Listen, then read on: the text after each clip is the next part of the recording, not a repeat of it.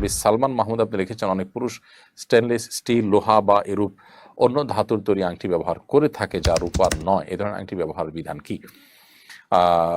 একজন মুসলিম পুরুষ তিনি রূপার আংটি ব্যবহার করতে পারেন। লোহা বা আপনার পিতল এই সমস্ত আংটি ব্যবহার করা হাদিসে নিষেধ রয়েছে।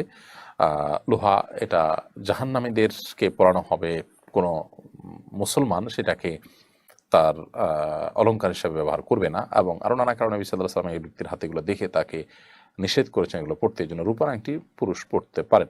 বন্ধু বান্ধবরা মিলে সস্ত্রীক আড্ডা দিতে পারবে কিনা, স্ত্রীরা যদি হিজাব পরে বসে তাহলে জায়েজ হবে কিনা? আজকাল এটার প্রচলন শুরু হয়েছে, অনেকে একে শরীয়ত সম্মত মনে করে। দয়া করে কোরআন সুন্নাহর আলোকে আপনার মতামত জানাবেন। বন্ধু বান্ধবরা মিলে স্ত্রীকে সাথে নিয়ে আড্ডা দেন, স্ত্রী হিজাব পরে আসেন, এটা বেহায়াপনা এবং পর্দা খেলাফ কাজ। এটা পর্দার সাথে সঙ্গতিপূর্ণ কোনো কাজ নয়।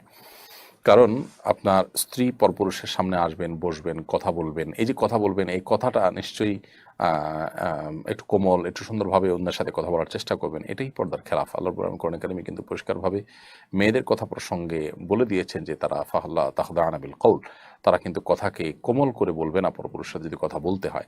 তো এটা একটা বিষয়, এর খেলাফ হয়। আবার দ্বিতীয়ত হলো যে যতই হিজাব পরে আসুক না কেন, পরপুরুষের সামনে বা অনেকগুলো পুরুষের সামনে যদি একজন নারী থাকে তখন তার শরীরের বিভিন্ন অংশ সেগুলো নানাভাবে হয় ফুটে ওঠে।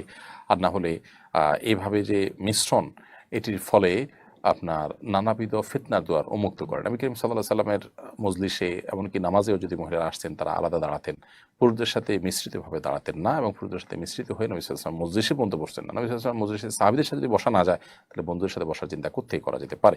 এটা যদি কেউ ইসলাম বা শরিয়া সম্মত মনে করে সে তার ধারণার ভুল।